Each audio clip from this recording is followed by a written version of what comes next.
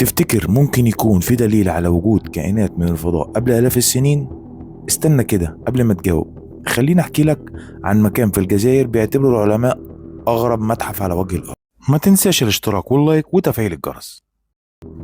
كهوف طاسيلي ناجر، المكان موجود في قلب الصحراء الكبرى بين تلال ورمال ما تشوفش آخرها.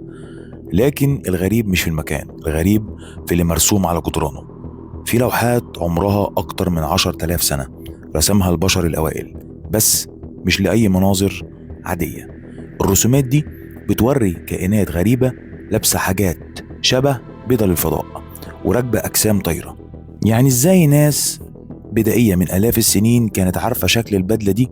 والأغرب إن في رسومات بتبين طيارات وأطباق غريبة نفس شكل الأجسام الطايرة اللي بنشوفها النهاردة في صور اليوفو.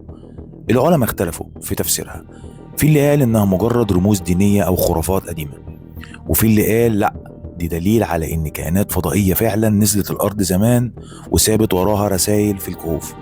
وفي حاجة تانية أغرب، المنطقة نفسها فيها صخور غريبة لونها متغير كأنها تعرضت لحرارة قوية جدا رغم إن مفيش براكين هناك.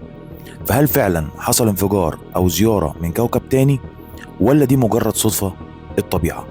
كهوف طاسيلي لحد النهاردة بتخلي العلماء يحتاروا، بس اللي أكيد إن اللي مرسوم جواها مش مجرد فن بدائي، دي رسالة من الماضي ولسه محدش قدر يفهمها. لو عجبك الفيديو اشترك في القناة وفعل الجرس وما تبخلش علينا باللايك. ولو عندك موضوع أو حاجة عاوز تعرف عنها تفاصيل أكتر اكتبها لنا في الكومنت، ممكن تكون هي موضوع الفيديو اللي جاي.